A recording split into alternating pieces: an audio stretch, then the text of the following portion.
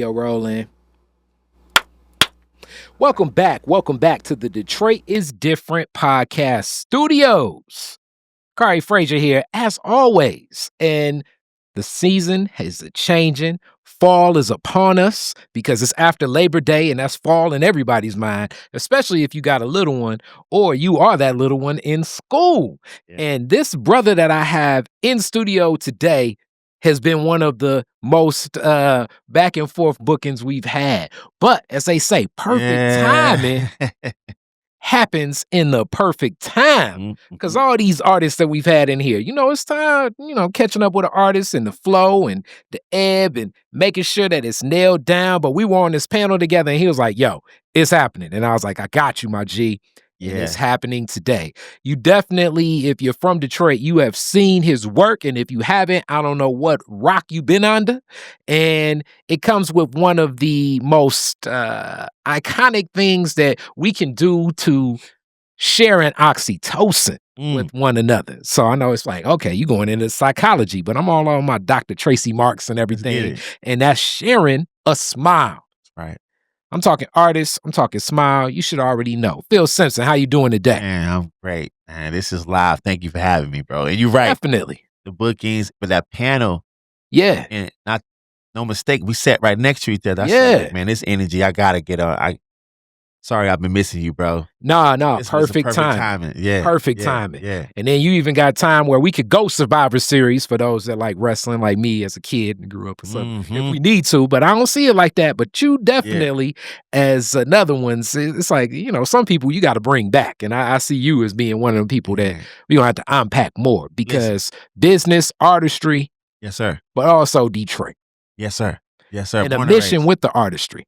Oh, yeah. All right, so we going to start these, or we always start these. Okay. Your family in Detroit. How many generations deep? Wow, great way to start this boy off, man. My grandparents, bro. Okay, so that means 3 generations. Yeah. Well, so my granddad's family from the Kentucky side of things. And yeah, man, my granddad's still living. Shout out my man, dude turned 90 in November. That's what's up. Shout out to 89, that. And my granddad is that dude, man. So okay, whereabouts in Kentucky? Let me get back to you. Okay, but Kentucky. Yeah. So guess what? I have always struggled with the family tree. But my sister and my mom is like a doctorate with it. Like so whenever I have questions, I go to my sister. Okay. She when I went off to college and when my granny was still alive, she spent a lot of time with my grandparents. She asked all the right questions. Okay. So she knows the family tree well.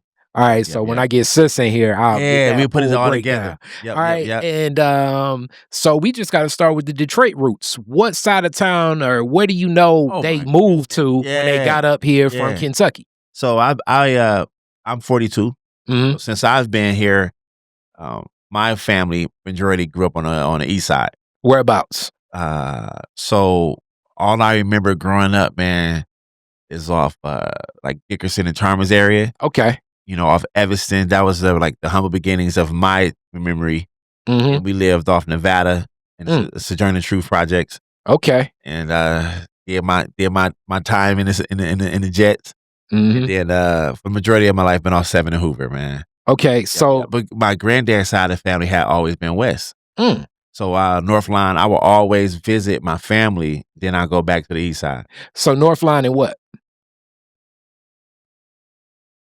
6 Mile. Okay, North Line, 6 Mile. So like that Mary Grove community. Yep. All right. So that is definitely one of those signature neighborhoods. And was that where they were when they moved this way? Because that's a great question. those big I'm not houses. sure. I just remember growing up since I've been around. That's North Line has been, you go see the family. Everyone's there, family reunion type vibe. And those homes are large enough to take on a good amount of folks. Yeah. Cousins and cousins and cousins. You already know. Uncles and aunties all the way around. Okay. Yeah. All right. Now I got to definitely go into the truths. The Sojourner Truth Homes, as we know, one of the first, as they say, like public housing spaces you already know. In America. Yeah. And for anybody that knows, like, as you talk about like that Chalmers Dickerson, but like the truths, people that kind of know this community, like I'm Linwood, Davison area, but really 12th Street, Davison. So it's like a West Side community with a lot of East Side sensibilities. But that Davison connection, Davison right there, right in that mix, right. And that Davison is real close over there. So that's one of those communities where the people over there all know each other. Yeah. And a lot of the people that ain't from over there, you standing out like. You know what, man? My mother still is an amazing mom. And she was like, hey, we're moving out of here one day. Because it wasn't supposed to be forever, you know? My mom, we ended up getting a home off 7 and Hoover in 92, 93. And prior to that, living in Sojourner Truth, man, having your friends.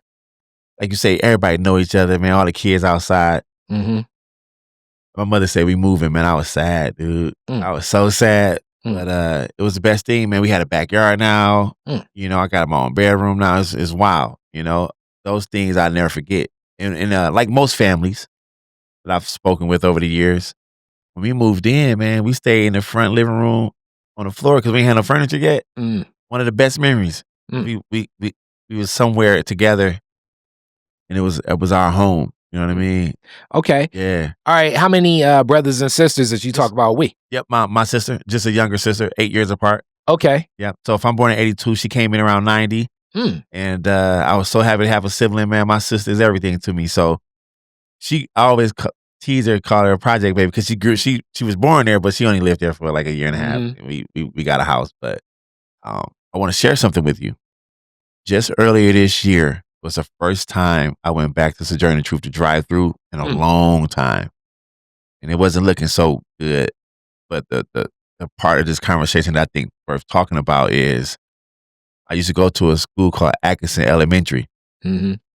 Atkinson closed, and now it's Legacy Charter. They invited me to speak at Career Day. And I'm like, okay, Legacy, where's Legacy? And she's like, yeah, it's off like near Nevada. I'm like, oh, I'm from that way. Like, yeah, it was once Atkinson. And my mouth dropped. You mean to tell me I get to speak at, of course there's new bones and structure. The building not the exact same.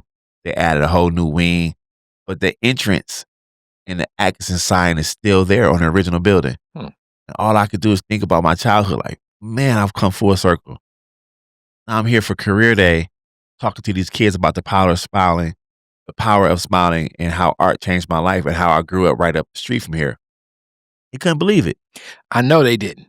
It was incredible. The other thing that's always trippy when you go back to like a middle or elementary school is, because you're an adult now, you look at like those small lockers and just everything. It's trippy. Bro, it's like, man, I feel so big now. Yeah. It's that's trippy. But that community, as we know, a lot of roots go in those families and those ties. Definitely it's in a pocket where like people, it's like one of those pockets that, you know, you got to know about it to kind of be over there. Man, this my address, I'll never forget my address. I rolled by it and I wanted to just look at it, but it was people outside. I didn't want to be awkward, but I was just looking at that building like, man, me and my cousins used to jump off the roof. We used to, you know, play in that field right there. It was great memories, but yeah, man, full circle. Yep.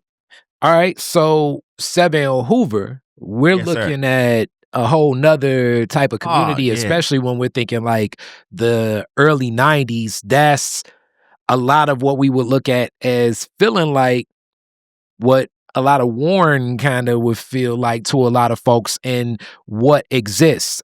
Still east, we're thinking of like what's industrial, but a lot of those homes, the families. What was it like moving over to that neighborhood? So the family that we bought the house from, the white family, one of the last on the block, because we quickly learned that this was not always a black neighborhood. I mean, they were deep.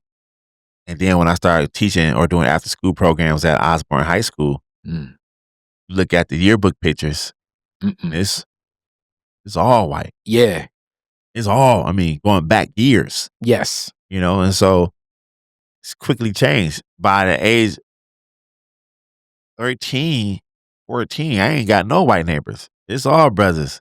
You know, it's all black families, which is not a problem. But I can tell, oh, wow, it's shifted. Shifted big time. And I wouldn't know this unless I looked at the old photos. Yeah. Yeah. And that community, did you go to school over there as well? No, so Osborne High School was the school 3 blocks over.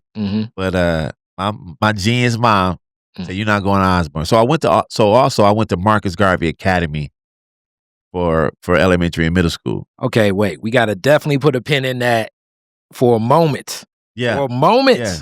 Because we've talked so much about the African-centered school movement in the city of Detroit. I'm a product of that. The movement for that really begins also moving through DPS. Yes, sir. Shout out to my interview with the late, great Kofi Kenyatta, but we've also had other interviews over time to open up.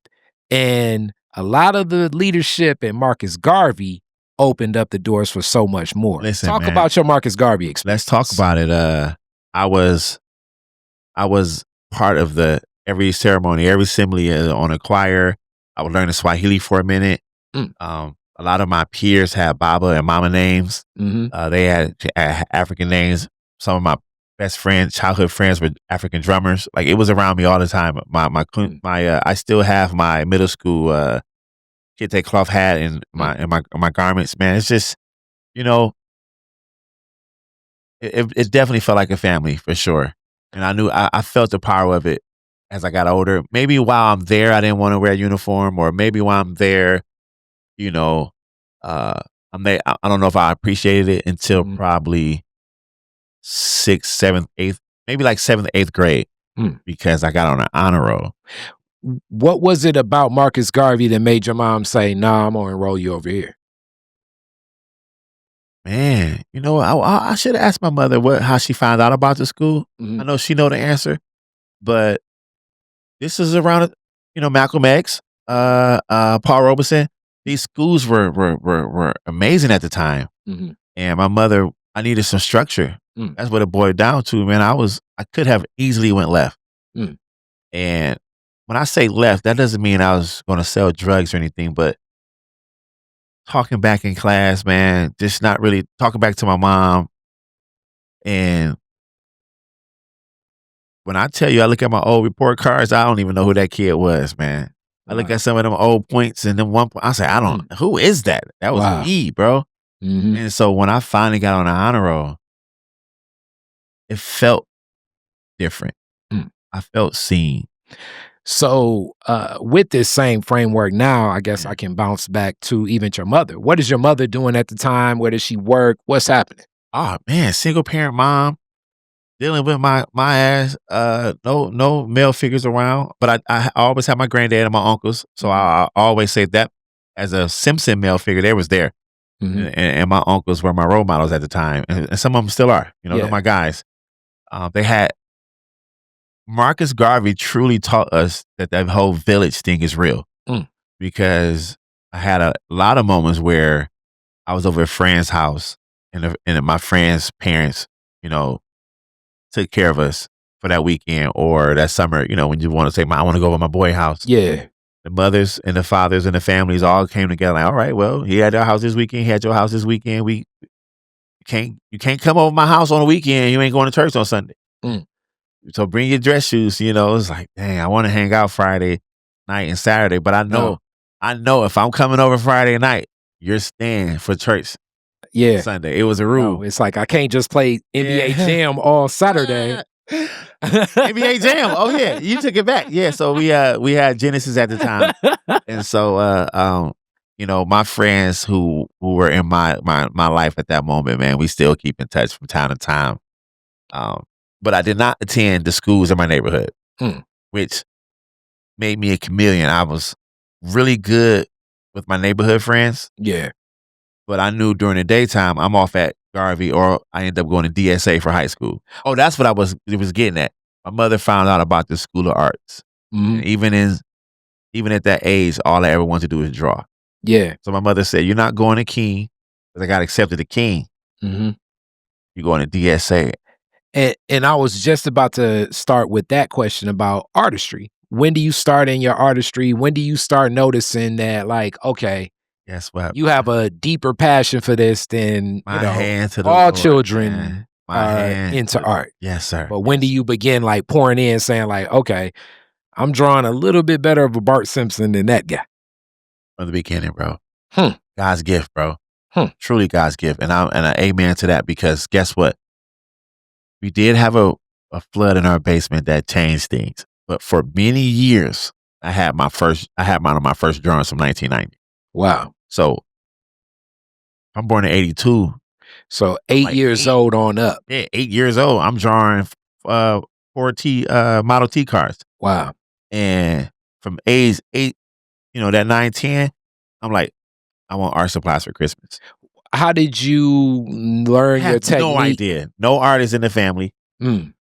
I contributed to comic books and cartoons at the time. I mean, I'm trying to recreate Ninja Turtles. I'm trying to recreate G.I. Joes. I'm drawing them all the time. Mm-hmm. But never was a moment that I can recall me not wanting to draw. Okay. Yeah. And your first art class, and it could have been elementary or whatever. Yeah. What's the first art class you remember? I remember a teacher in middle school at Garvey who was an art teacher, but it wasn't really like if he's living, I ain't seen this man in years. It wasn't really a art class. It was kind of like you in school doing some crafting. Mm-hmm. My first art class was my Saturday art class with Joyce, Ivory at Young Artists and Company. Where was that at? At the time, it was off Woodward, and I always have a hard time pronouncing Euclid. Euclid? Yeah, Euclid. Woodward. Okay, so Woodward and Euclid. Right, so that's like not far from the Considine. Yeah, right there. And really right now where the Detroit People's Food Co-op is. Right across the street from the co-op. Okay. And they end up moving buildings off the boulevard. But Joyce Ivory is still my mentor to this day. Wow. I call her every Mother's Day. And she answers. And at this age, she just kind of stick to herself. She do her art thing. She's a grandmother. But when I tell you, that's the class that introduced me to Prismacolor, still lifes, matte and framing. First time ever in an art gallery was through Young Artists and Company. And showing a kid who's craving attention put me in an art gallery at a young age, and you mean to tell me these people looking at my art and I'm getting an award? Man, my life changed, bro. What was it like? Just when you say a Saturday program, was this something that was done through like a grant or the city, or was this something that she did at a church or something like that? She had her own school. She had her goal was to teach youth art, and she had like age groups. And so I was in a teenage group, but they were also like an 8 to 12 group. Yeah. And when I run into these kids to this day, well, we're all adults now, but when I run into them, and some of them I'm still friends with, we just talk about how Joyce Ivory really impacted us, bro. And you talk about that village that we was talking about earlier, those moments where my single parent mom may not have the money to cover this week's art class. I know for a fact there were moments when Joyce Ivory is like, girl, you drop your son off. We get it handled. That's great. Don't let him miss a class. That's because remember, Saturday mornings, outside of cartoons, it's a lot of things to get into outside on Saturday mornings, Saturday afternoons. And some of the things wasn't good for me. But I knew where they were at, and they looked so awesome to get into. My mother was like, nah, player, you're going to this art class and you're going to study. And I know I would be somewhere else without my mom. That's deep. Yeah. And shout out to Joy Ivory as well. Joyce. Yep. Joyce Ivory for offering such a class and introducing you to the artistry. Yeah. So you mentioned time, that. Like oil painting, first time charcoal, like really giving me college courses at like 11, 12 years old. So when I did turn in my portfolio for DSA, I was beyond prepared. Okay. So now we talk about DSA, which I'm very familiar with, as my sister was part of some of those first classes. Oh, beautiful. Yep. So right now, where DSA sits is not the original DSA. Not at all. Not we went to the original DSA. Rosa Parks. That was off Rosa Parks. It was the original Murray Wright, and the kids from Murray Wright used to always mess with the kids from DSA. Yeah. What was your DSA experience? And shout out to Dr. Guyton for building that vision. Man, you know, Dr. Guyton still send us text messages for like happy holidays.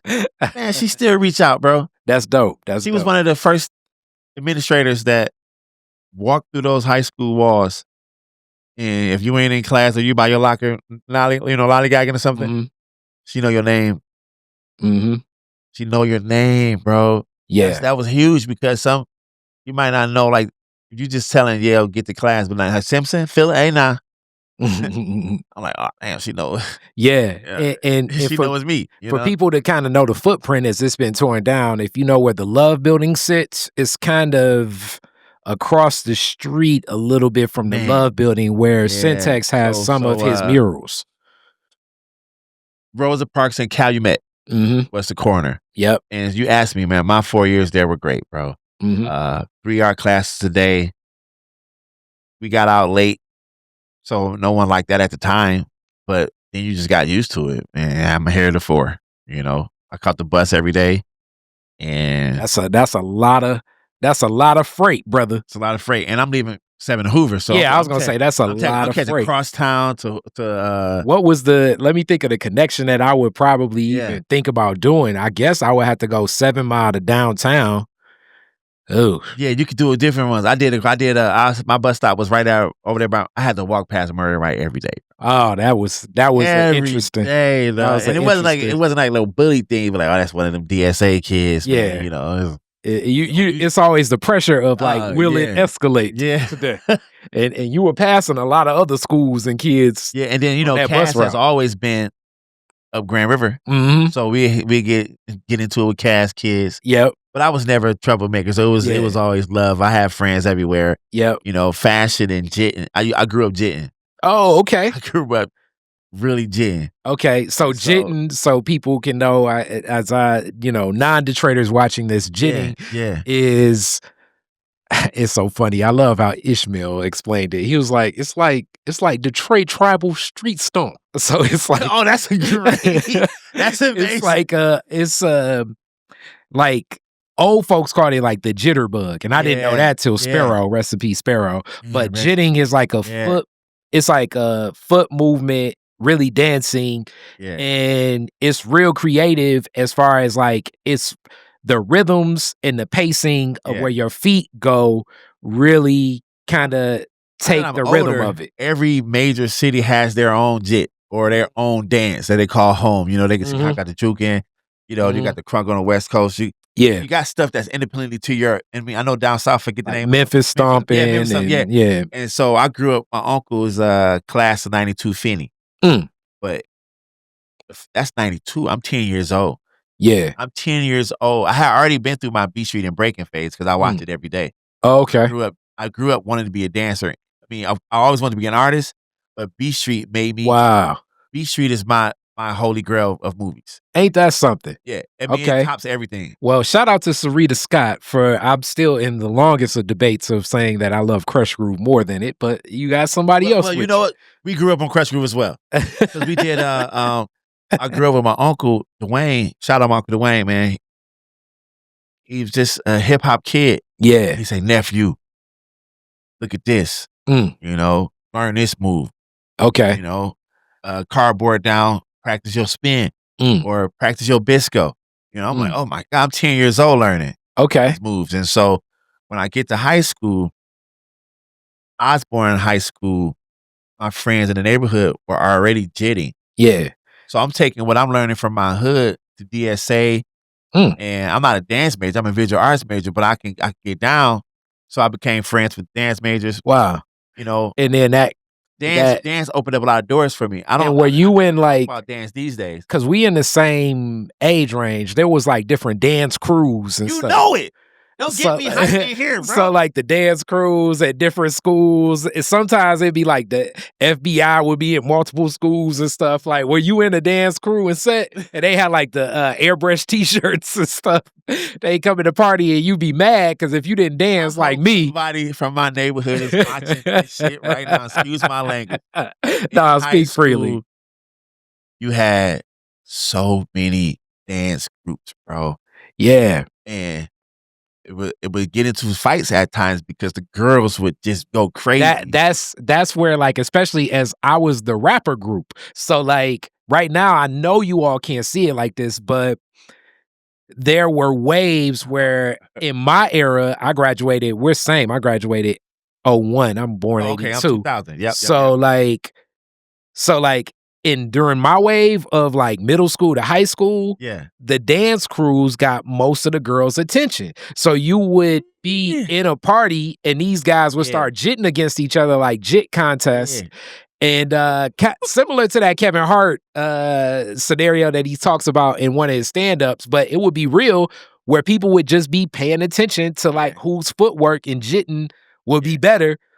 And I was the group guy over there like freestyling, and that was never really paid attention to at that time. My freestyle phase because I did my rap period. Mm-hmm. I didn't get into that until probably like 9th and 10th grade. And the funny thing is, people in my neighborhood didn't even know I rap. Wow, because they would knew you as a dancer. So in my neighborhood, it was all you. It was all ladies love us. They were primarily at Osborne. I know all you with the embroidery and all. I know all you because I started at King and then ended at Northwestern. But a lot of the guys I know that didn't finish their King journey go to the Bourne. So I knew all you, especially at man, you bringing back a lot of memories. But the high school parties at the WIA hall, the Indigo Ballroom. Yes. Oh man. And I could never be. My mother was so protective. See, I could never be like a full member because I didn't go to Osborne. But I would go to their house outside of school, and I'm there. I'm part of it. You know what I'm saying? and I think what was the other place that all you used to always do stuff? It was like off Jefferson, like way deep. Is it like the GQ Lounge or something? Man, back then it was a whole bunch of lounges. Yeah, little places where. And this is what's so crazy. It's like those would be sometimes the most dangerous places ever, and no alcohol is there. Dangerous. My guys, bro, that I still talk to this day, Ricky and Larry, these boys were some dancing machines, bro. Hilarious. Some of the best dancers I ever met. Like dudes would be flipping off each other's back, jitting on top, and then say something smart. Drop down.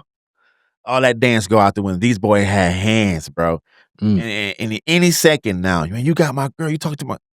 And she like my dancing. It's like, oh my God, it's on. Yeah. It's certain. So I was like, oh man, I can't. I'm not a fighter, bro. You know what I'm saying? But yes, they had Polo Boys. They had Polo Boys, FBI. I mean, I remember so many groups, but you know what?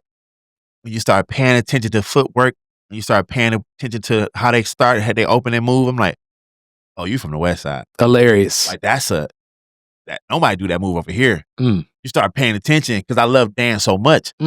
And over the years, I've shared my story. Like I picked up a little weight, I can't get down and do my moves that much. But if you catch me in like my garage or something, I'm still. It's like Sex on the Beach. Come on, you be like, oh Lord, you know what I'm saying? It's like, come on, it's still there, man. At my wedding, I got down. So yeah, high school. High school was great, man. That's cool. Met some life friends there. Visual arts major. Our department was probably the smallest out of the singing and vocal and the drama at the time. But we held our own. We definitely did the visual arts part. And did you? Because my sister was in the visual arts as well. And wait, so she's. What she did. She was like 98. So by the time I got there. A lot of the 98, 99s mentored me. Okay. Yeah. I don't know if you know Dara Frazier at the time, but now Dara Cohen. Okay. But I remember she was at Pewabic Pottery. She had to do like a lot of different things. Not like the visual art experience for her was not exclusively just all canvas. Did you take on other like what other forms of art were you introduced to during DSA? Oh my goodness. That was actually my first time learning about collage. That was my first time. We had a teacher who I still keep in touch with, because once I get a mentor and I get someone kind in my heart, I always want to, we can do this for the next 30 years, you know? Yeah. So I still keep in touch with Miss Glenn, but she introduced me to photography. Focus Hope had a program where Focus on photography. Yep. Yeah, I know that. Just the neighborhood. Yeah. So I ended up getting chosen for that, and that was my first time seeing the Heidelberg project. Wow. Behind the camera lens, but also just in person. Okay. Shout out to Tyree. Tyree ended up being one of my mentors. Tyree is he's another one that needs to come on, but interesting guy. Interesting guy. Yeah. One of the most. It's only one Tyree. Let's put it like that. It's only one of everybody, else, but yes, he's different. Yes, he's different, man. We check in on each other from time to time, and when I can say he's a friend, him and Janine, his wife, was a true friends of mine. That's dope. But he was the first person that made me slow down and listen to my surroundings, and I practice that now. So what I mean by that is, one day we were on Heidelberg, and say, "Phil, you hear anything?" And he's like, "You're not listening." So you hear them leaves, you hear the wind blowing in that tree. You know, that's Mother Earth. You hear them car. Let all that play a part in your artistry. Let all that play a part. He picked up something off the ground. I can't remember what this is. All this is art. I'm like, damn. You know, we've had more conversations, but some of the things I'll drive off like, man, he just blew my mind. Something so simple. So now when I'm painting, sometimes I listen to music, but sometimes I turn that music off. I put my phone on silent, and I'm just listening to the birds chirp. I'm listening to the crickets. I'm listening to the cars driving by, the horns. I'm listening to the screeching sounds. Because it's never silence. You know what I mean? It's always something out there to listen to that it can inspire you. So he taught me some things like that. But yeah, so they introduced me to Heidelberg Project. I didn't keep up with photography that long as a profession, but still learning. Just that moment. Yeah. Yeah, man. Just DSA was pretty dope for me. I actually excelled and built confidence. By the time I got to U of M, where I went to school, I didn't feel like I didn't belong. Okay. Know? And let's talk about the U of M choice. Why U of M? What was the thought process leaving DSA to U of M as far as what you wanted to do with art? It's no secret. My first 4 or 5 schools I chose was Southern HBCUs. Man, I really thought that was my choice. I mean, I thought that was my route. You was like, a different world. I'm just messing with you. No, for real. I was out of there. I was going to Morris Brown. And the AU. I was looking at a lot of Atlanta schools. U of M offered me the most money. And like, well, damn, should I consider U of M? I mean, my only relationship with U of M was the 5-5. Yeah. I was obsessed with the guys. I mean, so I'm like, well, you know what? I can do U of M. Okay. My tour. Like, this ain't bad. But once I got there, I realized, like, damn, I'm one of the few people of color in a School of Art Design at the time. Yeah. And we had our school off North Campus, and all of my friends was on Central Campus. I do think there was a culture shock coming from a predominantly black community. Yeah. And I get to U of M, I'm like, oh, this is different. This is real different. Yeah, and then I ain't also mad at the different, but now you shocked that I'm up here. But you're also there during a lot of the time with that proposal too, which goes, and shout out to Chase Cantrell and Aaron and so many other people that talk about that. But what comes to light of, a lot of what's being said is people of color, but specifically black people taking opportunities away from others at that school, when in reality, like, boy, if you can walk on that campus and find black people, You know what I'm saying? It's Listen, difficult. Let's put it like that. I went up there recently, and I truly believe the School of Art and Design now, I don't call it penny stamps, a little bit more diverse. Yeah. It took some time, but when I was a student there, bro, there was one black advisor in the School of Art and Design, Brian Banks, who I still keep in touch with to this day. I'm a good kid. My mother, I was always a good kid. And so when an adult like embraced me and they're like, damn, you all right. You keep in touch. And this is around a time where I'm struggling as a student. By the way, all that money that U of M offered me, I lost it freshman year. Okay, I want you to share how and why, but also that's been uplifted by so many other art majors in school because it's so subjective, and oftentimes that lens, shout out to Sydney James really broke it down when she was here. I'm so glad that how to prepare as that young artist going to school for a group that, I'm gonna use the term that I always speak with what I offer, the cultural competency of a professor, advisors, administration, just is not even understanding the lens of how we're approaching a lot of things. And somehow, when I entered U of M, I was not directly into the School of Art and Design. I didn't ever understood why, but I was in literature and science, which my brain I would have been out of there.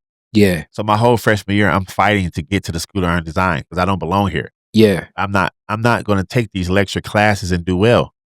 By the way, I am full of narcolepsy with cataplexy. Meaning it's very difficult to sit still for a while. And not nod off. I used to try to hide it, but it is what it is. And then especially, I'm sure a lecture about, you said literature. So like they're talking about comparing something from Shakespearean times. And it's like, boy, it's 100 people in here and it's in their light and they dim the lights. Yeah. It's like that. That's set up to. I'm not going to make it in here. Yeah. I'm not going to make it. Yep. I need another way to learn. I'm not going to make it. Yeah. We found this out. We took a lot of sleep studies and they always been misdiagnosed. I didn't really get the full diagnosis until my adult years, which my mother and I always knew it was something. I mean, I was a kid who would nod off in class. I would nod off in front of you. Yeah. I'm likely to nod off at the damn podcast.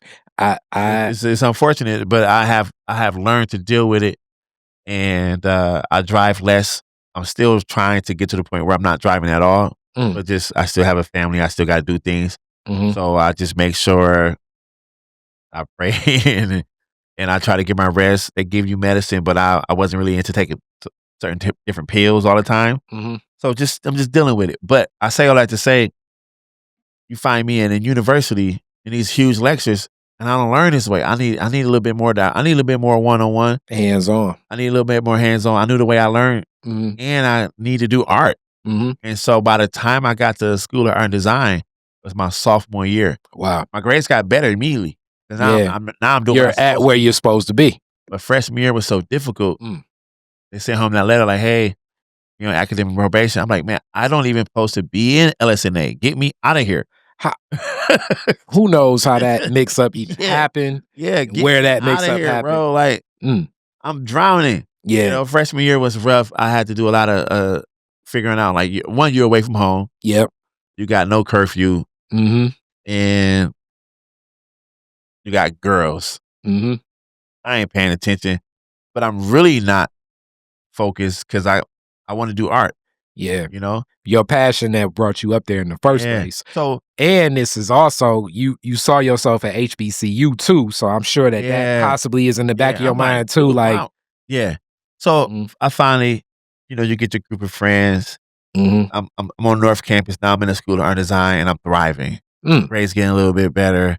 And so U of M was a wake-up call for me just to learn myself, who I am, the way I learn. Yeah. You find out real fast, like, okay, this ain't really freedom. I mean, it's freedom, but you still need to be in your dorm. You still need to get this work done. Because you can get lost in. It's not just me. Any college student away from home, like, okay, my classes are only on Tuesday and Wednesdays. Oh man. So what am I doing the rest of?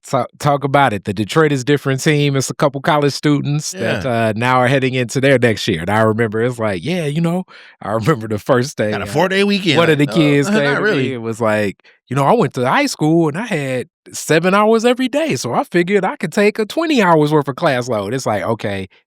Think that. Bro. Nah, but it's like, you're technically in class only for 4 hours a week.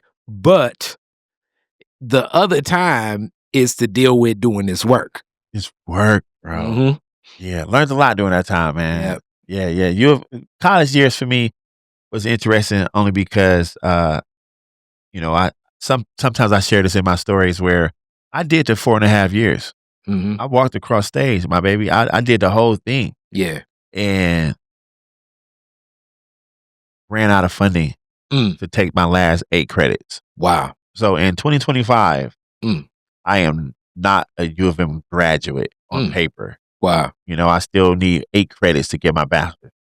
So every now and then when I get a mural, I get a little check or something, I say, man, can I use this money? It's other stuff that come family now. I can't never get that extra 8-10 grand to uplift my whole to finish. Ain't that something? Because I know I want my degree. Yeah. Especially now I'm a father and I'm teaching my daughters, and they got my oldest daughter, she got hers, and my wife going back for a master's. I'm like, it's time to wrap it up. Yeah, I just want my it's two things. It's time and money too. Yeah. So it's a double, because as I always say, sometimes you got time, don't got the cash. Yeah. Sometimes you got money, don't have the time. So it's like both got to coincide, where you really have to and who's ever listening to this, carve that out. There's going to be a part of the story where you like, well, he turned out all right, because guess what? In the beginning of my art journey, I was still applying for jobs. And that's what I was about to ask. I was still trying to just get work anywhere. I ended up working at Michigan Works, helping people with resume writing and things like that. Okay. But wait, we definitely gotta talk about that culture. I've been in Michigan Works before, not employee, but I've been going there. Okay, you got to do this, and I got to do this so I can get my unemployment. Yeah, whatever. Hey, Also, I think flirting with the girl next to me in Michigan Works. It was hey, it's been arcs in a life story. 100%. Sometimes somebody that wants to fill out unemployment is attractive. You know what I'm saying? Bruh, you know how many times me and the guys used to like, shorty, let me help her. No, let me help her. Man, this is how you do it right here. This is how you do it. You know what I'm saying? Don't listen to him. You end up getting the phone. How many places did you submit your resume this week? Yeah. Man, I just that's hilarious. funny. But I'm just keeping it 100. So in that same art journey, during that time at U of M, where's your mindset at as far as like, okay, this is the type of artist I want to be. Where do I want to go? What's the focus? Answer this question. Thank you for asking. This is what started it all. I tell everybody, my life didn't start until now. I'm about to share with you. Mm-hmm. I walked into U of M School of Art Design overconfident. Let's say that. All my Joyce Ivory days, all my high school days. DSA, you like, I'm smashing them. They giving me this money. I'm the man. At the time, I can draw you off eyesight. Look at a photo. Yep. You know what I'm saying? They're going to know it's you. You killing the game. So I had that portrait illustration thing down pat. Yeah. I usually talk about one professor at U of M that changed my life. And guess what? I did not like her. Sometimes the lessons don't come from likes. Yeah. You know what I mean? I like that. The lessons don't come from likes. It comes from a discomfort. And then you're learning more about yourself. This professor, and I tell this story all the time. Her name, and she's still living. She was an older white lady. Her way of teaching was a little rude, but she nailed it. Her name is Nancy Thayer. A lot of artists know her because she's still living. She works out of Detroit. Bro, when I tell you,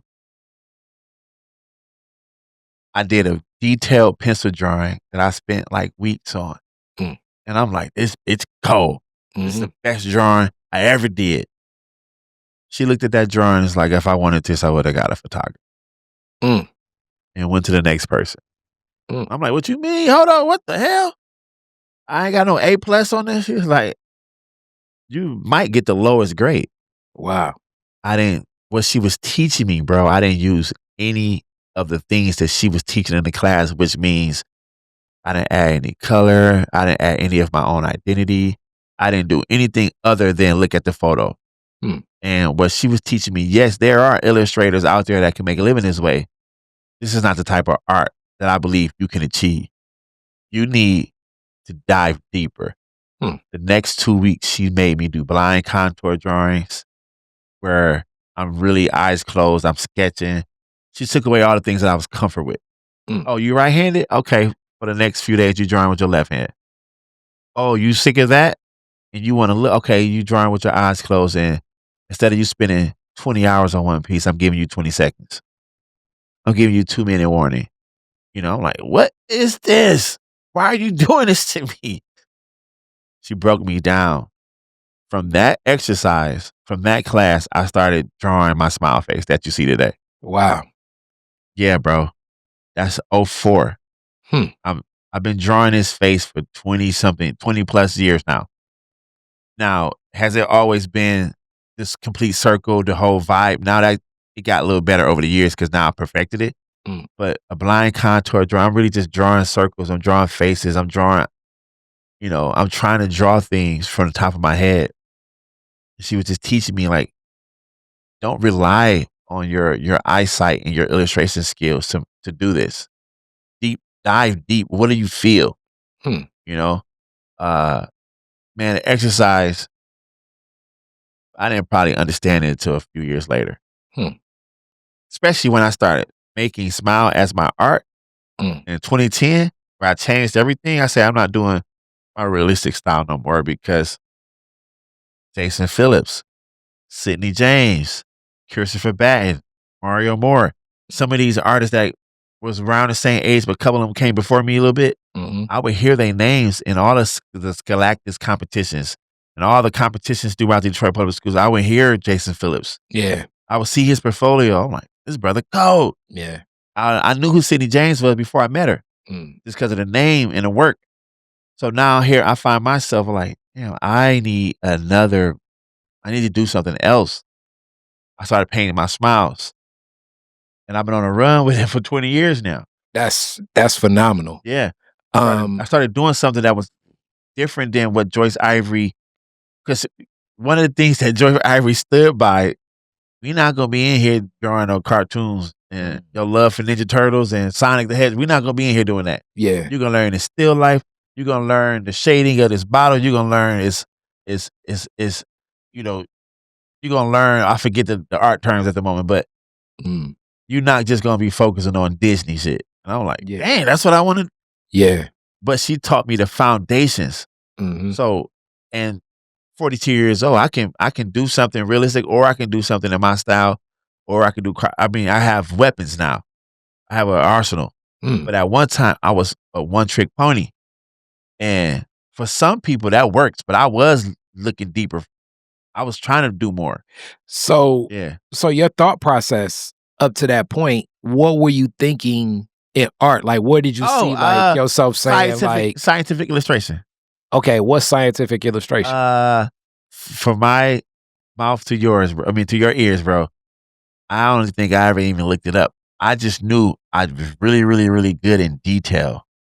And okay, so like what you said, like who's drawing all these pictures in these science books? Who does this? And it's like, it's illustration, scientific. I said, I want to do this. But what I didn't realize is to do that, you got to take all those science classes. You actually got to know those bone parts. You can't just be illustrating. You got to know. And I was like, oh, I'm not going to school for science. So like the fibula and tibula. Like, I don't want to learn all that. Like, well, you can't do this if you don't know. I say, well, just give me a bachelor's in fine arts then. I'll just stick with fine arts. Okay. But so when you pivot to that, what was your thought process upon leaving U of M as far as like, what were you thinking you were going to do with your art? Guess what, bro? Guess what? I like your questions because when I left U of M, I moved. I still was in love with Atlanta, so I ended up moving to Atlanta for a couple years. Wow. I Okay. still wanted to get there. Okay. So what era Atlanta? Bro, let me tell you, I ended up living in Lawrenceville. Okay. Which was not in Atlanta, but it was right next door to Wilbur Skate Park. Oh, excuse me. It was right next door to Wilbur Skate Park, which inspired. So by the time I left U of M, I had my first logo design for freshman clothing, my first company. And I wanted to be a business owner. Didn't know anything about business, but it was a skate shop on U of M campus. And I was a sneakerhead at the time. I was buying a lot of shoes. So now I'm getting into the skate culture. I'm getting into fashion. I'm learning about ice cream, BBC. I'm learning about what Pharrell's doing. You got these brands from New York. I'm learning about Stussy. I'm learning about 10 Deep. I'm learning about the hundreds. I'm like, oh, this is the world for me. Streetwear and art, fashion and art and music. Because I was still dibbling and dabbling with rapping and meeting producers. This is the life I want. This ain't nothing. None of this I learned in high school.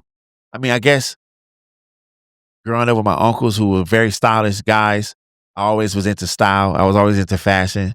So, walking through them DSA hallways with like a Coogee sweater on meant a lot to me. Did you take any fashion classes in U of M No. So you're jumping into this, but I'm sure just from U of M and DSA, you knew some people in that world. No. Okay, so you just jump head first. It's like, this is what I want to do. At the time, I was in love with a girl. I was dating a girl who was a fashion stylist. Okay. And she ended up she's very successful now in the NBA styling world. Like, she ended up following her dreams. But at the time, we would talk about fashion and style and streetwear and high-end. I'm like, man, some days I like a Gucci loafer, but some days I want like a Nike Dunk on, an SB. I really want to be in this world. So Atlanta.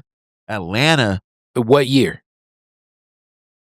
All of 2006, half of 05, all of 2006, and I came back in 07. Okay, so 05. So you're there during like the thug motivation era. Oh man. Wait. I'm there. By the time I got to Atlanta, BMF was at its decline. But I still got a chance to I promise you, dog, I ain't never seen nothing like it. We go to a nightclub. Yeah. Because I'm new in town. So like, man, let's go. Let me show you the compound. Let me show you these places that's really popping here. We go to a nightclub and my guy say, oh, damn, BMF here. I'm like, oh, I heard of them. I ain't really into the streets. Yeah. He said, they about to shut it down, bro. Hilarious. I'm like, ain't they in trouble? He's like, not all of them. Not all of them. Bro, they pull up 6, 7 cars deep. They made their own line. They get in the club. They're buying out the bar. And this was the first time I seen money thrown. This was the first time I seen like thousands and 20, like money in the air thrown. Yeah. It's not even a strip club, bro. Yeah. It's a club. I'm like, oh, this is real. This is a real thing. But yes, during that time period, Jeezy is on 10. Yeah, I was going to say, that's definitely that. Oh, yeah. 05, 06. So you're in that Atlanta. Yeah. Gucci coming up. Yeah. You're in the mix of like all of that 05, 06. What was the... Dude, let me tell you. Oh my God, let me tell you something else. I want you to talk a little bit about that culture. Remind you, I'm rapping my ass off at this time. And this particular day, I ain't had no money. And my guy was like, bro, it's a rap competition. Entry fee is $100, but I know you're going to kill it. We can win 5. I'm like, I'm so confident, bro. Yeah. Hey, put me down, bro. I'll pay you back and get my cut. Ooh. We go to this spot, bro. And I'm really rapping. Like, all I remember is it was a checkered floor. It was a checkered floor where we were freestyling. Yep. And I'm like, I knew I threw out a line, something like, you playing checkers, I'm playing chess or something on this floor. I'm trying to throw all the lyrical content in there. I'm talking about how I'm from Detroit. Nobody gave a damn, bro. What I realized in certain battles and little freestyle shits is I came with one person. Dude I was battling came with the whole club. He might have had about 20, 30 people with him. Yep. Not implying that he was a bad rapper, but at the time, his raps were just cussing words and insults. Yes. Every time he called me a bitch ass or the crowd went crazy. I can't remember one bar. That's sometimes how battling happens. I was like, wait, did I just lose? And he didn't even really rap. Yeah. He had the audience, bro. I know. My guy was like, dog, you lost my $100. I'm like, hilarious. Oh my God. We can laugh about that to this day. Hilarious. But I want to get to a point. I'm sorry. I'm in U of M. Excuse me. I'm in Atlanta. Mm-hmm. BBC Ice Cream DVD drops. Don't know if it dropped while I was there or it may have dropped while I was in Ann Arbor, but BBC Ice Cream, Terry Kennedy. I mean, this new black culture in skating is changing everything. So that Billionaires Boys Club, it was kind of Pharrell from the Neptunes, music producer, creates and expands on. Really, this is that wave where, and I know, shout out to Dr. Yusef Bunchy Shakur, as he always say, hip hop isn't culture, but it starts immersing itself and more people start using the term, moving the culture forward because it moves. It was always music, fashion, events, and experiences, but BBC kind of like leans into this wave of creating a whole experience, which I think that eventually Kanye West like takes what was done and runs with it. Just mention him because I have to say, he was at that time of my life. He played a huge role, and like, damn, I really want to do this rap thing, but I'm into. I don't dress like some of these. This guy dressed like us at home. Yeah, like he was into the Ralph Lauren and the backpacks and. My logo was a backpack kid from freshman. I'm like, yo, who is this dude? Low key, I was kind of mad when Kanye West came out, bro. I mean, a lot of people. I was sick because I'm like, who is this nigga from Chicago talking about the same stuff that we talking about? Because we don't. My friend group, we went hood. I think that we gonna talk about school. We gonna talk about sororities and fraternities. We gonna talk about class. We gonna talk about our jobs at the mall. We gonna talk about our love for hip hop. Yes. How we different from the hood. Yeah. You know what I'm saying? I'm from the hood, but I could never be considered a hood nigga. And no, my friends wouldn't even allow it.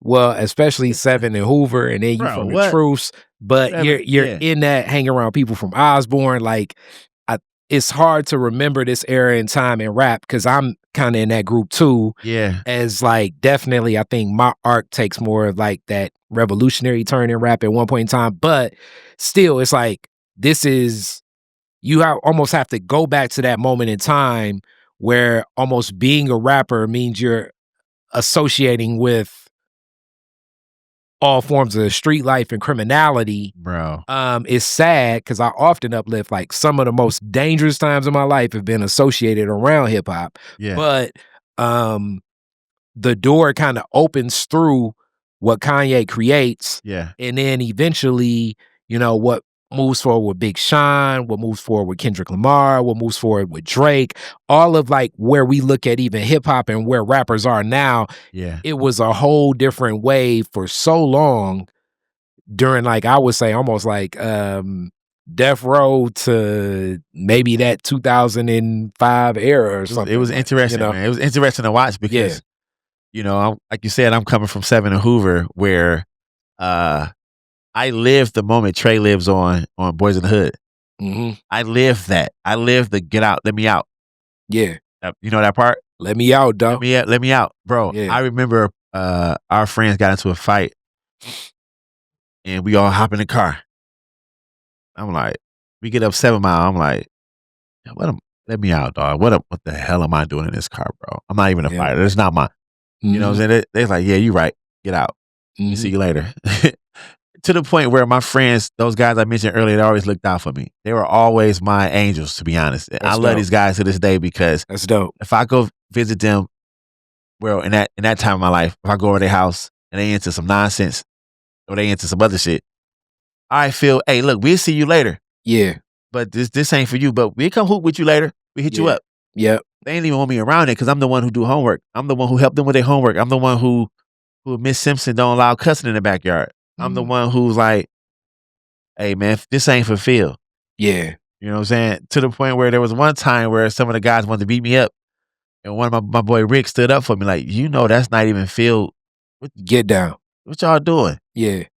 They always have my back, man. So being the guy in the hood that's not hood, ain't nothing wrong with it, man. Nah. You know what I'm saying? I was always the kid that they loved so much. That was myself. And I also think that the framing of things, especially like in certain eras, and it may even still kind of exist to this day, of like the black male image being so portrayed as being feared in this arc of being demonstrative, being destructive. Like that's like one whole arc as opposed to like just being. Yeah. And that's one of the toughest things I think a lot of us struggle with, even myself, not necessarily the fear part, but like, does our value exist in just being? And what role we play in society. I have an interview that I just did where I was like, where the interview even asked me, and now I'm doing that classic. Cardi be talking more in his interviews than the people being interviewed. No, I'm actually really happy. No, please continue. Yeah, so it's like, as like people talk about like what role and men in society and everything, and a lot of things where it's definitely been a lot of shit that women have dealt with through patriarchal systems, but these benefits I think are not experienced from black men the same way that dominant culture and white men have experienced this. And hence a lot of our value is what we can bring to the table as far as like who values us for just being. Like it can really be almost like an emotional break you down when somebody really just sincerely reaches out to you like, how are you doing? And then it's like you reach out to a black man and you really sincerely be like, how are you doing? That's real. Damn near may break down and cry because it's like, if you're not bringing money to this, if you're not bringing food to this, if you're not bringing like all of those other things, you're not looked at as like intelligent for resources, or you're not looked at like you can beat everybody up, or you like this thug demonstrative image. Like, when are you just valued for just being you, and we want you here, and you're a part of our community, you're a part of the collective, and we love you. Yeah. Man, for those who listening, I want you to hear what he said. Just being, right? I didn't know the power of this brand when I started it. I just knew I wanted to make myself smile more. I was going through something where I needed, all right, Phil, get out your head. You've been sketching this smile face in your sketchbooks since college. It may be an opportunity to do this as a thing, but I don't know what this looks like because I've been drawing realistic my whole life, to the point where even my collectors at the time, or just my friends and my following, they would have never wanted to see smiles. I'm like, what is this, dog? You can paint a portrait of Mona Lisa. What you doing a smile painting for? Like, this is some kid shit. I'm like, nah, it's kind of what I feel like doing though. It's kind of like where my heart is right now. I think if it made me smile, it can make somebody else smile. Like, what you trying to do? Change the world? I'm like, yeah, right. It took years for that to pick up and get a name for itself. But the power of a smile is when you said that black man who's tough and who never smiles and he can't let his guard down. And when you be kind to a brother, you're like, how you doing, man? Like, you really want to, you really care how I'm doing? Mm-hmm. Yeah, how you doing, brother? You all right? He's like, no one asked me that. Mm-hmm. Really sincere, want to know. Mm-hmm. No one, I haven't got a hug in days. Yeah. No. Thank you, brother. I'm like, oh, wow. Yeah. And even you never know, that little thing may help someone's day. I mean, it's I like where we're here too. And then even this arc of black men smiling, because part of the black man is smiling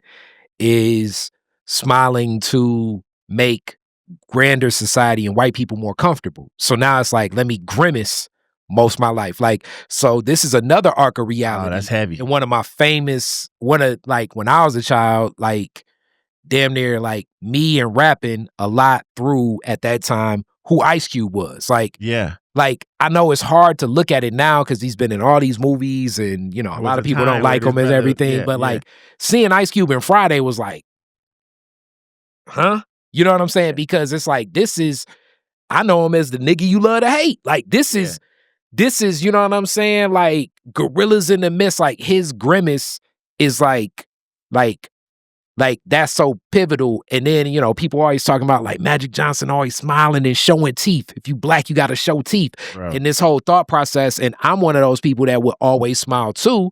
But usually my smile is I'm laughing at something. Yeah. Usually laughing at myself or just whatever the scenario is in my mind. So like my smile is often like, man, this is some wild shit. Like even this topic and this conversation is funny as hell because it shouldn't be so tough for black men to be questioned because, if you smiling, it's going to be somebody that walk up like, nigga, why you always smiling? And it's like, why do I get questioned on smiling? Yeah. And then furthermore, now you self-conscious in a group of all these other black men, the dudes, and it's like, damn, you know what I'm saying? It's like, I don't want to be no smiling, nigga. You know what I'm saying? And it's like, why is this even something present in my mind, in my consciousness? Like, I can't smile.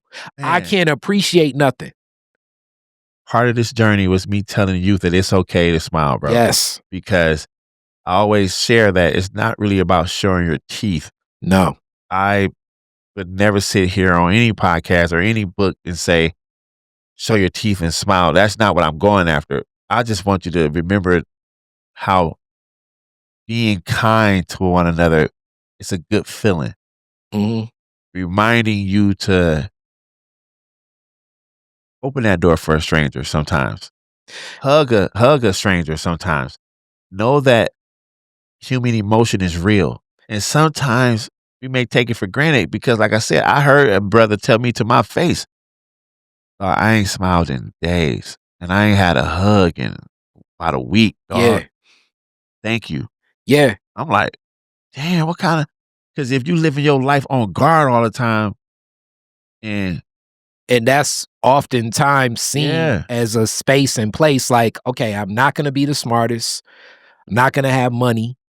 I'm not going to have all these other resources to bring to a collective. But what I could be is I could be the toughest. I could be the person that don't nobody want to mess with. I can bring that as that's my entity. And that's what I want to run with. Like, I mean, and it'll throw you off too, because sometimes it'll be like black men as old as 80 talking about how tough they are. And it's just like, hey, my G, you know what I'm saying? It's like, you got me.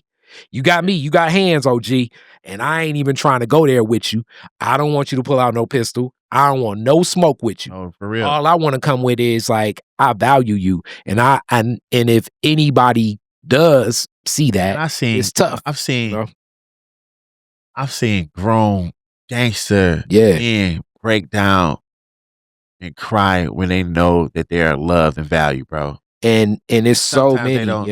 They don't see that, bro. And it's so tough because a lot of the confusion when you grow up, you from the troops, man. This is my neighborhood. Like, rest in peace, Juan. Like he was like one of the kids I grew up playing with, and like the role he played in family was damn near like just due to a lot of the other socio-economic political things that attack our community. He was damn near like a father figure in his family as a younger kid, but he had that presence, and his murder still reverberates on my block to this day. You know what I'm saying? Yeah. So like when they do the balloon release every year, which that anniversary is coming up soon from like when they did a rock bottom picnic a couple years ago because of other street transactions that cause for conflicts and interpersonal conflicts escalate to situations like that. But it still exists to this day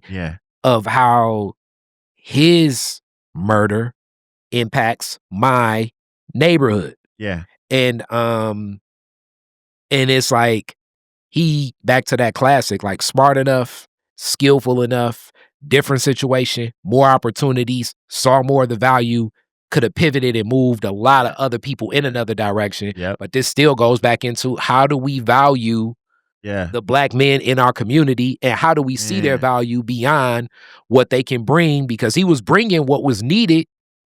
Right. But what was needed also caused a lot of danger.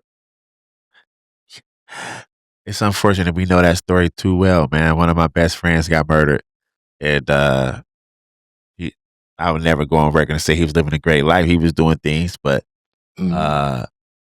it shook my world.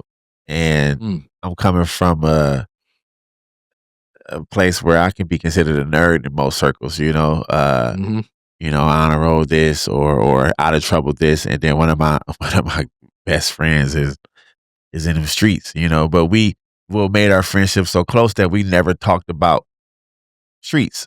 I was the one person in his life that he ain't gotta talk about that shit with me. Let's talk about Saved by the Bell. You know, let's laugh about let's talk about the gang last night. I don't even know none of what you're doing. I know I'm aware, but we've been friends so long. I was friends with you before you started this path. Yeah. So but an understanding of this path, because back to that other opportunity, but sometimes just seeing that value. Yeah. And now, you know, I know we're at that place, but we're there where we talk about what smiling means. As I'm serious. Like I'll uplift a lot of her stuff, but I watch a lot of her clips and stuff. Different people watch different stuff, but smiling is reflective. Like walking in a room smiling, walking in a room with warm energy, it can permeate, but the same can be the opposite. So if we can offset and walk in with more optimism, fill the room with more of that love, fill the room with something and that's, I don't want to say quote unquote free, because this has so much value, but that's something that's not going to cost what we think could be overburdening on us. When I started, so remember my first company was Freshman Clothing. It's fresh man, right? I want you to be fresh.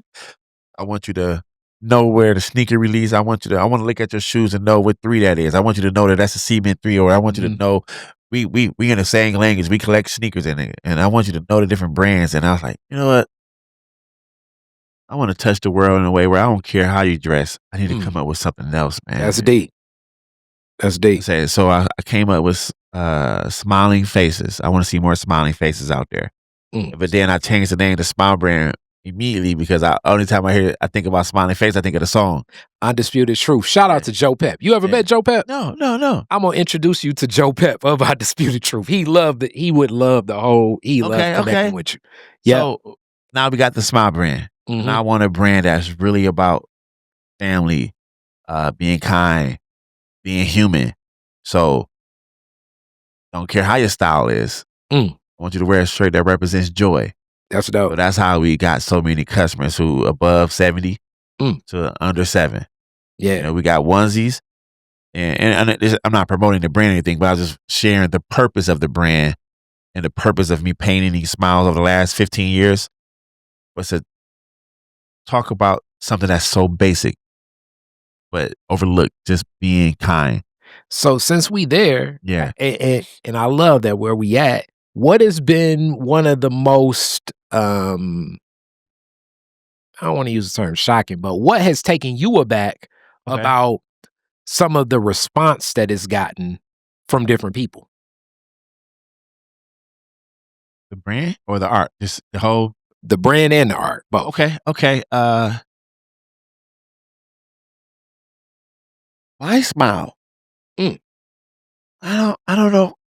I don't understand why you talk about smiling so much. I say, you know, this all started, bro. I went through a real phase, and I know we all go through this moment where it's like, am I good enough? My clothing company had closed, which means I felt like a failure. The girl that I was into at the time didn't want to date an entrepreneur. You better get you a job. I'm like, this is what I do. You know, that didn't work out. Yeah. The one girl I was feeling at the time, that wasn't good enough because I ain't had no money. So I'm like, I'm on a bus. I ain't got my license.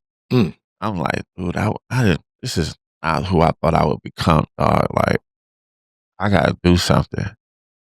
I need to get my happy back. So I started getting back to sketching that smile face every day for me. Wow. That's how it got back to internal. My own sketchbooks, writing the word smile every day. Just telling myself to, bro, uplift yourself. be around like-minded, you know? My life changed, bro, when I started putting it out there, and I'm getting it back. So the more I put out the good energy, the more I'm getting it back, the more I'm getting the like-minded individuals, you know? We ran into each other at Build, but like I said on that panel, Build Institute was the doors that opened for me like, wait, you're not a failure. Do you know that a high percentage of business owners' first business fail? Do you know that you're on a path like any other journey, me as entrepreneur on a journey? Like, but don't give up, you know? Believe in yourself, be around mentors, get some mentors, learn the contracts like we talked about. And I've been on a natural high for a long time. That's beautiful. About family, friendship, brotherhood. I got some good people in my corner. I've never been a guy to do this all alone. You know, wherever I go, I'm representing a group of people that's close to me. Guess what? Not just a group of people. I'm representing my whole 48205 when I go places, because I grew up. When I caught that bus every day, bro, and when I stood at that bus stop, I did not know what was next. I just knew, I think I want to be an artist, but I don't know any artists. And from what I've been told, our artists are broke. And you got to get you a job. And they ain't going to pay the bills. And I'm like, yeah, I don't want to teach that to kids. So when I go to career days, I'm promoting, be an artist, be a designer, go to school, learn the different techniques that it take to, all those clothes you're wearing, that Nike you love so much, or that album artwork that you love, so someone designed that. It was somebody like me or you who was in that room who made that happen. You know, why can't it be you? I think on that same panel as we were talking, it was about art and business, because Build Institute is an institute that helps people in business design and learning how to approach business. Yeah. And that same wavelength, as I talk about, like, there are different panels. I think life has balance. So there is the creative, which goes directly to the creator. So it's a divine spirit and creativity. The challenge becomes, for me, is also understanding in what's constructive can be destructive. It has a balance. Always. And I believe a lot of times in that realm of any form of creativity. So it could be in making music, it could be in photography, it can be in paint, it could be in fashion. Yeah. The pools of like the joy of it all, as that's what I kept uplifting, is so important. Yeah. To bring to life what you want to bring to life. Now, sometimes the push and the passion will lead you down a path because you're chasing, you know, people hear this all the time, but I'm speaking from what I know. People are chasing a destination that's not rooted in the path that they're going. Repeat that. People are chasing a destination not rooted in the path they're going. Ooh. So if you're chasing fame and the tool that you're using for it is music, you have no ground within the music you're making. I just seen something the other day that said, if you're chasing the money, whatever profession it is, like you said, whatever craft it is, without the passion, you're doomed. Because let's say you get a bag, it ain't staying, it ain't lasting. Or like one of my favorite artists, and we around the same area, age, so he probably definitely comes across your era in knowing it and like passionate about it, and you could tell. But also it talks about premonitions, I think, of even what we call things. So that's why I love Smile Brand, you know? Yeah. But Darkman X, DMX, his whole life, if you know and study anything within his stories and the battles he was facing between battles, a lot of things. But very talented in everything. He manifested, but at the point where he reached this height of success that he always saw as so distant, and I could never get there, everything else crashes down because the thought process was this destination will resolve all of these other things that I could have resolved in myself anyway. Yeah. Hence, it was even harder for him to deal with things. And this is whether you watch his Behind the Music, whether you read his book, whether you watch the Anyala Fix My Life, like the challenges he had. And I'm just using him as an example because that's a celebrity that I think a lot of people know, but also just in it and still very talented and everything. But like the music hits different, it feels different, and you're hearing it different. But also it's like dark in that whole Dark Man X, like you're manifesting in that space where it's like you're dealing with a lot of that. So like, so I think oftentimes, you know, whether it be the money or the fame or this status, you know what I'm saying? Sometimes you can be given something like, here you go. You think you want this, you think this is your destination, but you're not really passionate about it, but you just don't have the beauty of it. Like I sit and I listen to 3-hour podcasts most times. I love long form content. I love conversations. I love like these conversations as I'm talking most times because this is still exploring myself as I'm talking to you. You know what I'm saying? I never walk into a room thinking that my voice is the only one. I'm actually very open to a two-sided coin where like I want to hear. I love your questions, by the way. I love where this is going because I was just telling someone, she's like, "Oh, what are you going to talk about?" I was like, you know, we didn't get no questions in advance. We're gonna flow. Yeah, you know. And when you talk about like smiling, you talk about just passion. You talk about Detroit in general, man. I am, like I said, born and raised here. I truly believe that I wouldn't be here to this day without my support system, with the people that uplifted me when I was down. And guarantee I was down. Yeah. Guess what? I was down last week. Yeah. I'm at a period in my life where this is just happened, bro. Real story. I walk into a room and the person kind of hyped me up. Oh, it's Phil and his Phil here, y'all. Celebrity is that? I'm like, oh, chill. I don't even want to lie. I just came to support whatever I was doing, but like sometimes I shy away from the camera. I've become a popular introvert. I've become someone who's like,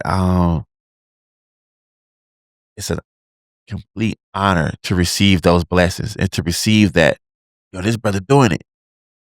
But internally, it's like, man, am I doing enough? You know, internally, it's like, you ain't see this negative account, did you? Internally, it's like, yeah, I gotta make something shake. But the public, like, yo, you killing it, bro. I'm like, it's tight right now. I think it's like, how do you accept the blessings and still know, like, man, I am. So every now and then I say, no, bro, I'm no different from you. I am still a growing artist. I'm still trying to figure out my next mural. I'm still figuring out my next paycheck. And when it gets good and when it's going and it's flowing and I get to take care of my family, it's a blessing. But keeping it going is one of the reasons why I'm so interested in those panels. Like, okay, how do I continue to get these large clients? How do I continue to grow outside of Detroit? Because I'm approaching 30 murals here. Okay, how do I get one mural in another city? How do I get my name in Ghana? Yeah. You know, how do I get my name and my smile brand in South of France? Or, you know, I'm just naming places, but I'm still growing every day. I'm still learning. I'm still being mentored. I'm still, so when I meet people like, man, you doing it, I'm like, thank you. Don't put me on that pedestal, bro, because I'm still, I'm still figuring it out. But, you know, but it's a blessing to even be thought of that way. So it's like I never want to be ungrateful because, yes, I've been very blessed, and I've been painting full time now for damn near 15 years. That's amazing. Unreal, bro. I never seen that for myself. I always wanted to do this, but I always thought, you know, my whole family came from a plant. I can get to a plant right now. I can make a few phone calls and be starting that crisis somewhere. You know, what's the name of the new one? Like all these little places. But it wasn't my ticket, bro. It wasn't my goal. I think, you know, And that's what always was so unique, even when people talk to me. And I think my father being an entrepreneur, being around entrepreneurship most of my life, that's a journey in entrepreneurship. Like, it's real. Some of it is the unknown. Some of it is the digging deep. Because when you dig deep, how you came with the smile, it's like not saying that you want to be in positions that are detrimental to yourself, but you use the term that often is used, the discomfort. Yeah. Triggers new ideas. In crises, there's time of opportunity. Yeah. Because in a crisis, you would never consider a lot of the things that you wouldn't consider. Yep. It's like hip hop is born out of crisis. Like at the root of what I love about hip hop is the ingenuity of it. We don't learn instruments. We can't learn band. So we're gonna beat on the table. Yeah. We're gonna take these turntables. We're gonna take a section of this song, re-whip it and everything. And it's like, okay, we're not learning formal dance, so we're gonna do pop locking and break dancing. Yeah. Get this cardboard box, let's break it down. Like at the root of it, it's coming out of being constructive on top of these places that are not necessarily the comforts of what you have. Yeah. And it's no disrespect to the formal teachers, but it's like, I mean, and many of us in Detroit, I graduated Northwestern. That's down the street from Motown. So it's like, some of the people I know, as I was the Northwestern high school, the alumni president at one point in time, they would graduate from high school and then travel the world with Motown or like some of the great jazz musicians that went to Northwestern. That ain't happening. You know what I'm saying? Yeah. So it's something that still kind of continues and carries on within that wavelength that you can still be constructive, but it's like, where in that discomfort are you going to get? Yeah. And it's so tough where you have that battle where you're looking in the mirror saying to yourself, like, damn, am I ever going to figure it out? Or how do I figure it out? Yeah, man. We had to talk with my wife. My wife and I was just talking last night. It's like, man, okay, I got a little paycheck came in. All right. Mortgage, TCE, A, B, and C. Oh, damn, that check gone. It's already out. All right, on to the next one. Now, I can look at that as, dang, man, this shit gone already. I can say, hey, I was blessed enough. Lord blessed me to take care of what I need to take care of for today. Yeah. And I wake up tomorrow and go for the next fight, because you talked about your father. I would love to hear more about that, because when I decided this entrepreneur life, I wasn't married with kids. Mm-hmm. One thing I always tease my wife about, she said I do when I proposed. She said I do. And my ring was trash too. Hilarious. I ain't had no real money. I got the cheapest ring I can find. But I think that's probably what make it even doper. I proposed. She said yes that same week, and I don't know if it was the next day, probably within the next 72 hours. She said, "Okay, hey, babe. So I said yes, but are we not getting a job? Are we just sticking with art? Just let me know, because I'm for the journey, but like we kind of tight on funds right now." I said, I'm gonna open this gallery. That's when I opened the Baltimore Gallery. I remember the Baltimore. I'm gonna open this gallery and we're gonna figure it out, babe. I know I could charge people rent. I mean, I could charge people to use the event space, and I got my own gallery. I can have shows. We figure it out, babe. That took 5 years, and I hadn't still figured anything out. I was just penny by penny every day. By the time the gallery closed, it was a wake up call. Like, okay, maybe I can focus on me. I grew in the last 5 years more than I did in the last 15. Wow. Because it was like, oh, you got a newborn now. All right, you ain't y'all looking at new houses? How the hell you supposed to pull this off? So I got way deeper into the murals. I got way deeper in my craft. I started producing more work. We did the pop-up in Neiman Marcus. We did a few things that's like, oh, okay, I can do this. But it's also that confidence. Because you walking around with your head down every day. Matter of fact, I'm on this camera. Yep, right? you're on that camera. Listen to all the artists I want to make sure you can hear me. So all the artists and the entrepreneurs and the chefs we talked about different professions, the writers, the people behind the camera, the people that's writing the script. There are always going to be moments where it's like, damn, I'm not feeling it today. I don't know if I got the mojo. I got an artist block, or my recipe ain't turning out right. My seasoning is off. It's only up to you to get back up and try again, because in 2019, when the Baltimore Gallery closed, I felt like a failure again. Because remember, my first company, Freshman Clothing, my store closed in 2 years because of mismanaging funds and just not really knowing how to be a business owner. Then I run a gallery, and you think you're going to be there for 20 years and you're there for 4.5, 5 years. It's like, dang, what am I doing next, man? I don't know how. But you got to look in the mirror, man. You really got to look deep in yourself and like, okay, God gave me these gifts, so I'm going to use them. Man, when I started doing more murals and I started going outside more, which I'm fighting now because I'm fighting that introvert. Like, I love to be at home now.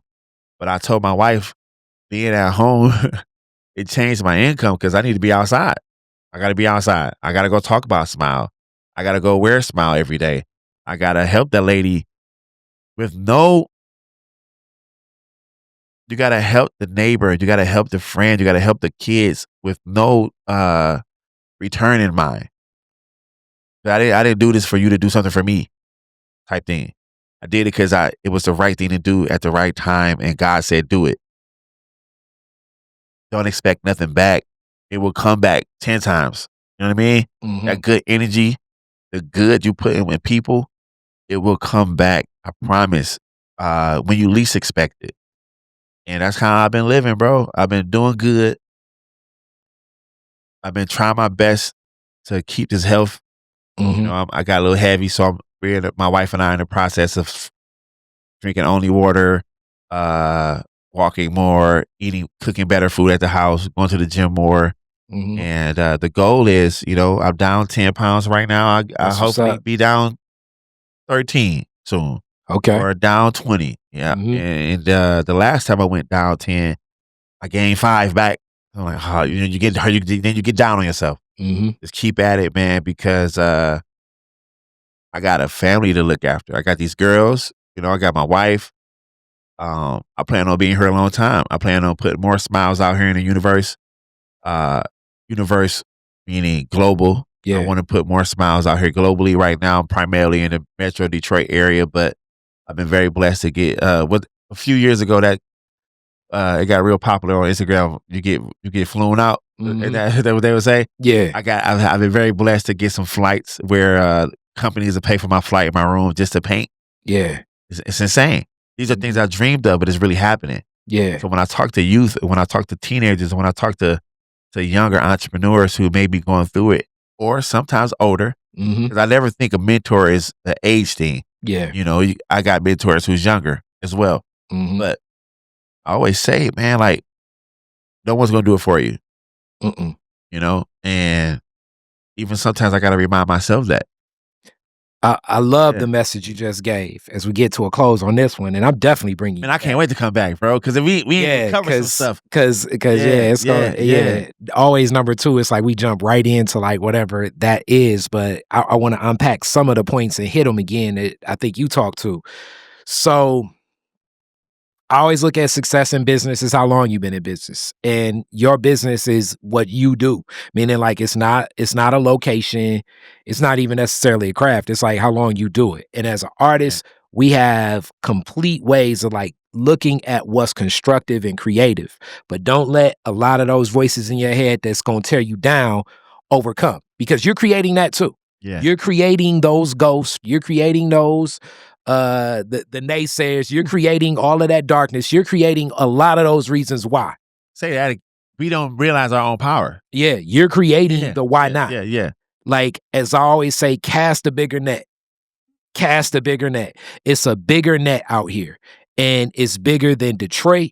It's bigger than Michigan. It's bigger than America. When you talk about the universe, preaching, bro. The universe is real. Preaching. And I know I'm sounding like the abundance, prosperity sermon, but a lot of that you got to grab onto, especially in creativity, because you're creating. Yeah. Like the value of art is so subjective. Yeah, you know what I'm saying? Like when people say, damn, that banana with duct tape, why is that millions of dollars? Because a group of people value it that. Yeah.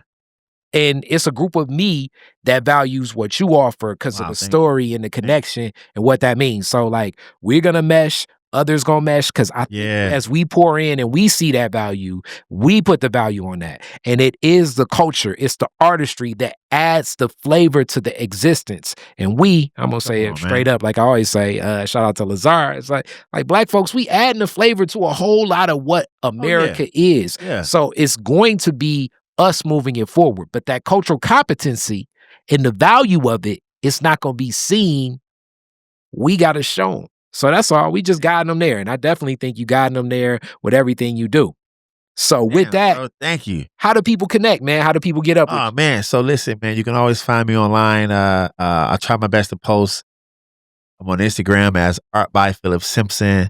I still have my Facebook for, Facebook is really for like the friends and family who my older family, they always on Facebook. They see my man. On Facebook. I'm still Phil Fresh Simpson. My original, one of my names I used to go by Phil Fresh. I got you the MC handle. Yeah. The MC. And guess what? Before that, I used to go by Phyllis Flow. Hilarious. Phyllis. I'll tell you about that. Hilarious. But, I just got a TikTok. I'm new to it. My wife want me to post more. I think that's Art by Phillip as well. Okay. Anything Art by Phillip, and we're working on a new website. Just that's what's brand name is thesmilebrand.com. The Smile Brand on Instagram. We're relaunching this fall. So you have new adults. We're introducing the kids' clothing, new website.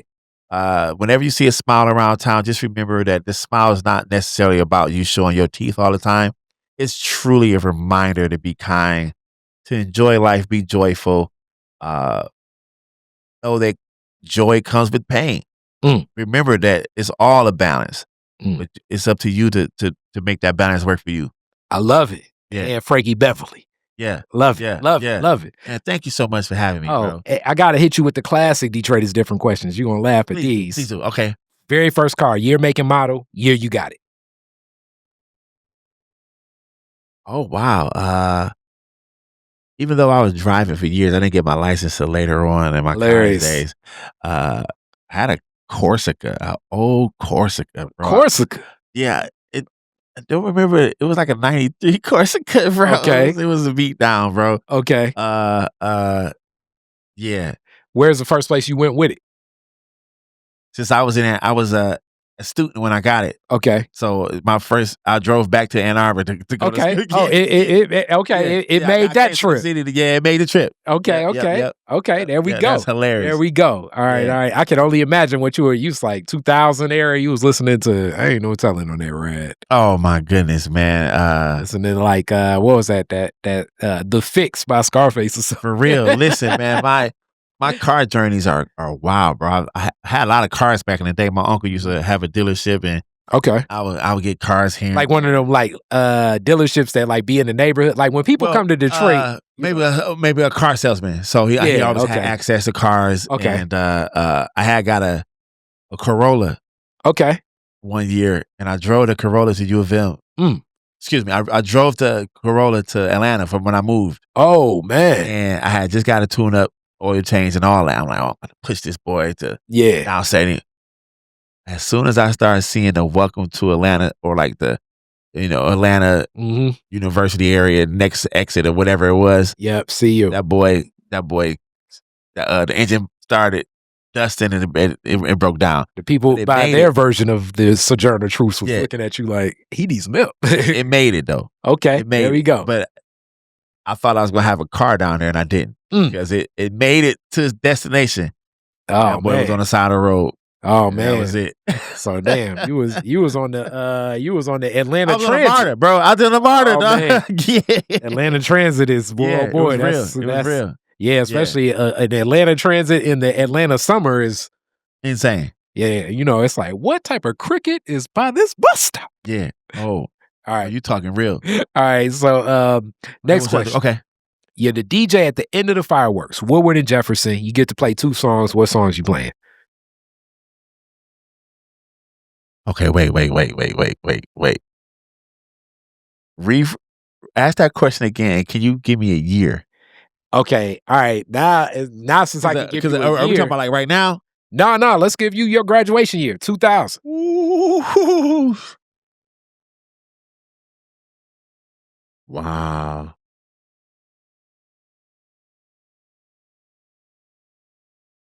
Do you know?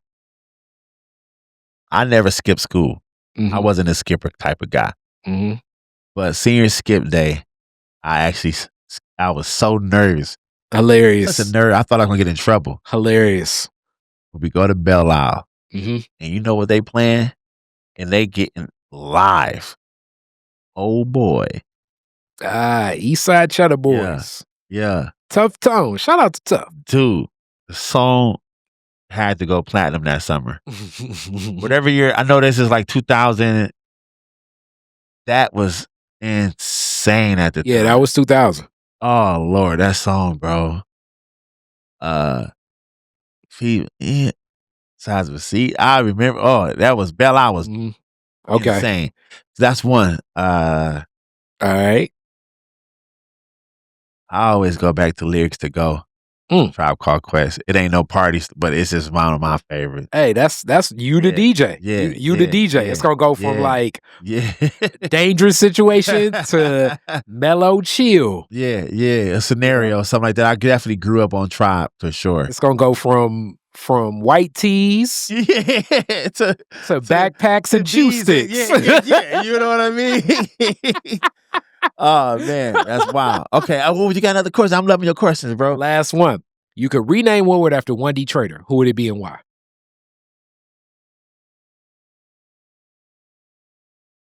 Oh wow.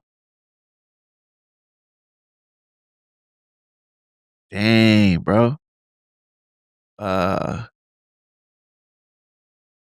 really is on the spot. You can rename Woodward after one Detroiter.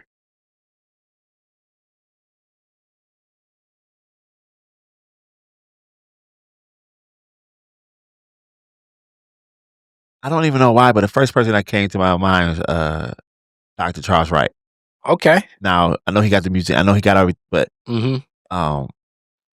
what makes him so interesting is I did a portrait of him recently for an art exhibit. Wow. For a show. I did a pencil portrait of him. But what I did not know, I think of Dr. Charles Wright as like back in the day.